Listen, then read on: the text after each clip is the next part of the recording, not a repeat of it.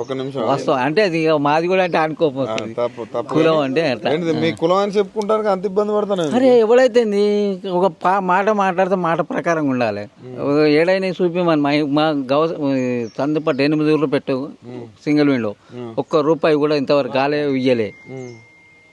Audit కాలేదంటారు, రుణమాఫీ ఇయ్యలేదని అంటున్నా. అవును, మరి ఆయన ఏమో స్టేజ్ల పైన నా ముంగట రమ్మని ఆయన గాడిదలు ఎవరో ఎమ్మెల్యే కానీ మినిస్టర్ కానీ ఎవరైనా కానీ నేను ముక్కు 4 రాస్తాడు గ్రామ పంచాయతీ ముంగట. మా ఊళ్ళో కానీ 10 లక్షలు అయిందో అంటే రుణమాఫీ అయిందంట. మీకు ఉత్తమ్ కుమార్ రెడ్డి ఆడు దొంగ, వాడు ఏ తోట అనుకున్న ఇదివరకే మన ఇండ్ల మీద స్మగ్లర్ ఇది చేసాం. బాపతి గాడు ఆడు అవును ఎరికే కోమటిరెడ్డి దొంగే. ఆడ చెప్తోడు కొడతాడు. ఇప్పుడు మరి మాపి కాలే, మేము కూడా కొడతాం. మరి రమ్మను ఆయన ఎవడు.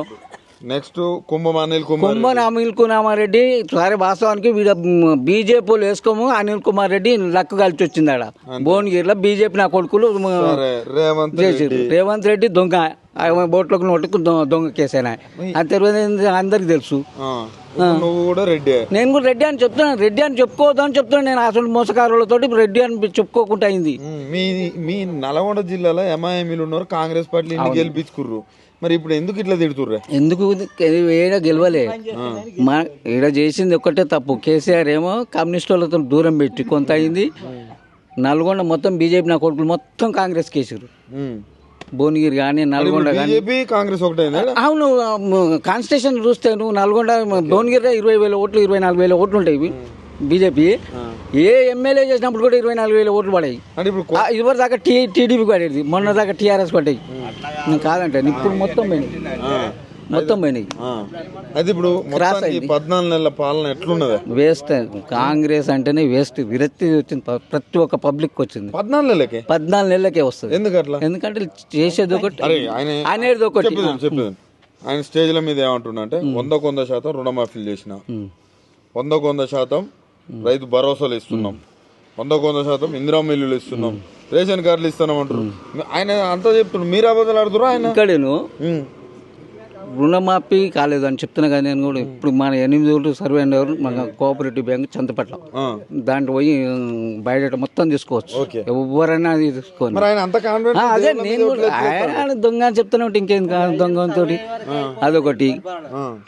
ఇక్కడను ఆర్టీసీ ప్రయాణం అండు. ఆర్టీసీకి నెల అమౌంట్ కడతలేడు.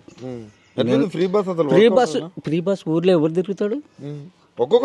అరే ఊర్లోకి వెళ్ళి ఒక్క పబ్లిక్ కూడా పనిష్మెంట్ కింద పోరు కదా. ముత్తకు పోయి తిరిగి వస్తే వానికి ₹100 ఖర్చు అయితే అనిపోతారు. ఊర్లోకి వెళ్ళి సిటీలో ఉన్న వాళ్ళకు వాళ్ళకు బెనిఫిట్ అంతే. అలాగొకటి. కరెంట్ డిపార్ట్మెంట్ ఉంది, నెల సబ్సిడీ. ఇప్పుడు కార్పొరేషన్ దానికి అప్పైతే కట్టాలి కదా. అప్పైతే తరచు మోబడి అవుతుంది. మేము 200 కట్టుకుంటాం. ఎవరు అడగలేదు. అవి వస్తు లేవు, తులంబంగా లేదు, స్కూటీ లేదు, అన్నీ లేవు. బోనస్ మా ఊళ్ళో వడ్లే వండాలి. వాస్తవానికి మా పండిత వేరే.